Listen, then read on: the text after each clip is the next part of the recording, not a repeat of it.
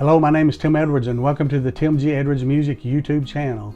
Today's guitar lesson I want to teach you how to play the chord G7. G7. So let's get started.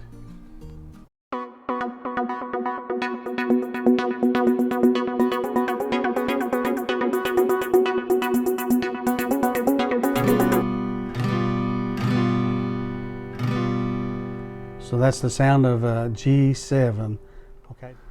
Okay, to play this chord, you place finger number 1 on the first string of the first fret, and then you got to stretch finger number 2 all the way to the 5th string of the 2nd fret, and then stretch your 3rd finger to the top 6th string of the 3rd fret. So it's quite a bit of stretch between your 1st finger and your 2nd finger to do that. So it might be kind of difficult to play until you get used to it, but just strum all strings.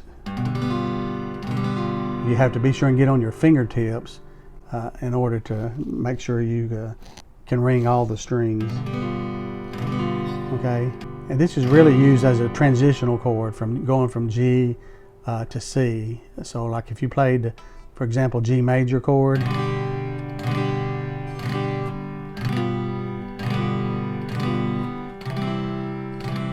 going into C. So that's typically how G7 is used. Transitioning from G major, here's G7 into C major. Okay, so again, a quick review of how to play G7. First finger is on string number 1 of the 1st fret. Finger number 2 is stretched all the way to the 5th string of the 2nd fret, and then finger number 3 is stretched to that top 6th string of the 3rd fret, and then strum all strings. Okay, that's how you make G7. If you'd like to learn how to play other guitar chords, be sure and visit my playlist in the description below. Also, if you'd like to see more videos like this, be sure and hit the like button below.